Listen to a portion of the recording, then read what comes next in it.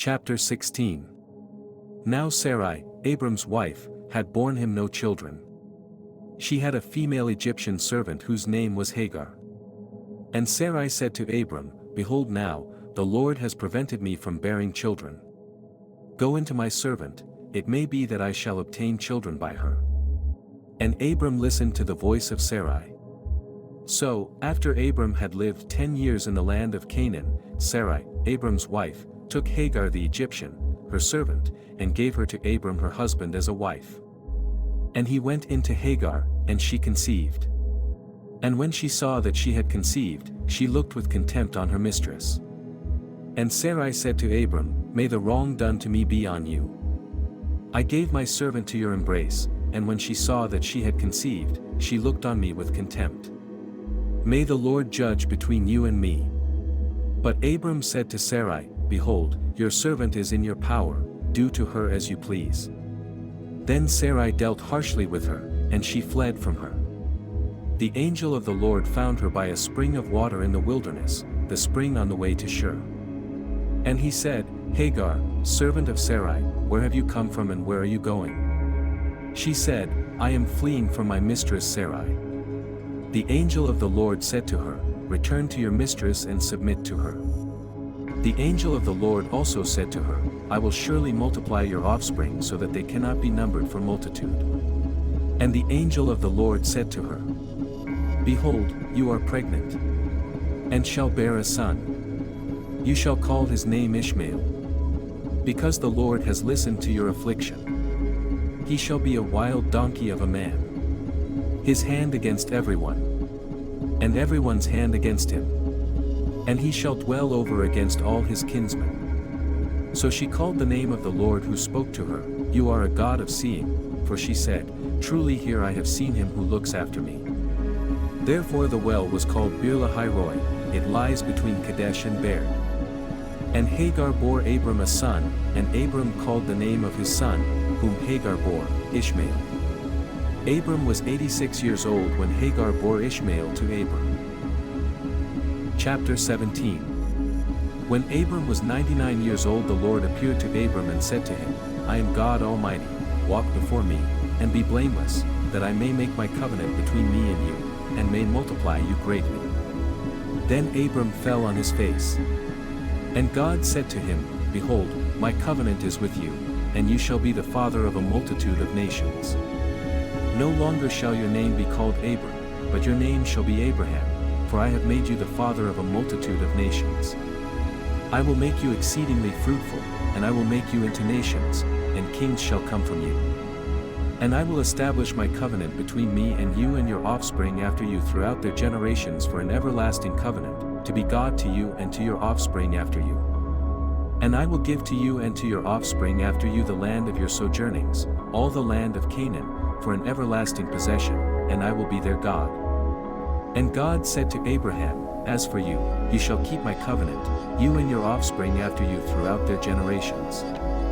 This is my covenant, which you shall keep, between me and you and your offspring after you, every male among you shall be circumcised. You shall be circumcised in the flesh of your foreskins, and it shall be a sign of the covenant between me and you. He who is 8 days old among you shall be circumcised. Every male throughout your generations, whether born in your house or bought with your money from any foreigner who is not of your offspring, both he who is born in your house and he who is bought with your money, shall surely be circumcised. So shall my covenant be in your flesh, an everlasting covenant. Any uncircumcised male who is not circumcised in the flesh of his foreskin shall be cut off from his people, he has broken my covenant. And God said to Abraham, As for Sarai your wife, you shall not call her name Sarai, but Sarah shall be her name. I will bless her, and moreover, I will give you a son by her. I will bless her, and she shall become nations, kings of peoples shall come from her. Then Abraham fell on his face and laughed and said to himself, Shall a child be born to a man who is 100 years old? Shall Sarah, who is 90 years old, bear a child? And Abraham said to God, Oh, that Ishmael might live before you. God said, No, but Sarah your wife shall bear you a son, and you shall call his name Isaac. I will establish my covenant with him as an everlasting covenant for his offspring after him. As for Ishmael, I have heard you, behold, I have blessed him and will make him fruitful and multiply him greatly. He shall father 12 princes, and I will make him into a great nation. But I will establish my covenant with Isaac, whom Sarah shall bear to you at this time next year. When he had finished talking with him, God went up from Abraham. Then Abraham took Ishmael his son and all those born in his house or bought with his money, every male among the men of Abraham's house, and he circumcised the flesh of their foreskins that very day, as God had said to him. Abraham was 99 years old when he was circumcised in the flesh of his foreskin. And Ishmael his son was 13 years old when he was circumcised in the flesh of his foreskin. That very day Abraham and his son Ishmael were circumcised.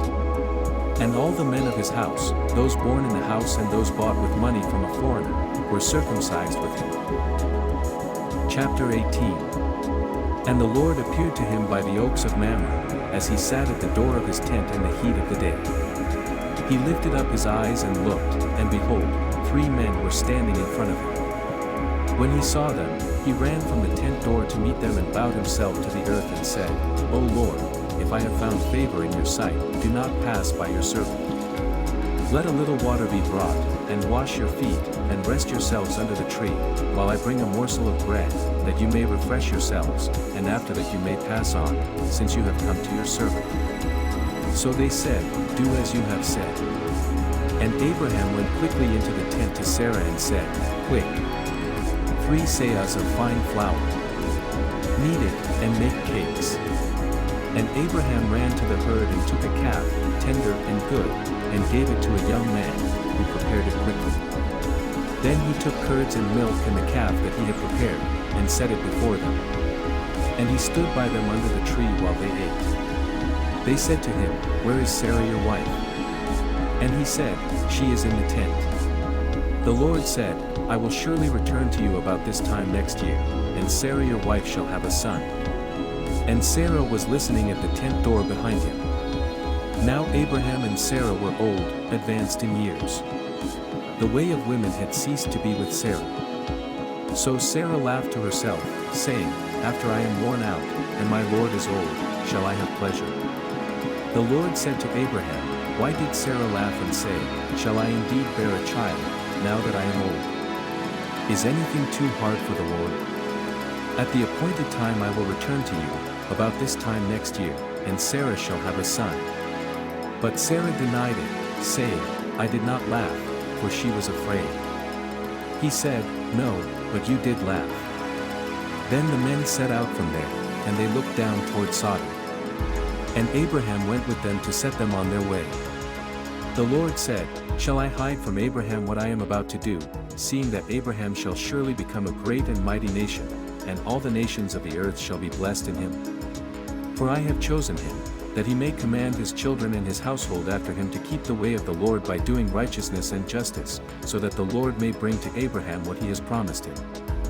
Then the Lord said, Because the outcry against Sodom and Gomorrah is great and their sin is very grave, I will go down to see whether they have done altogether according to the outcry that has come to me.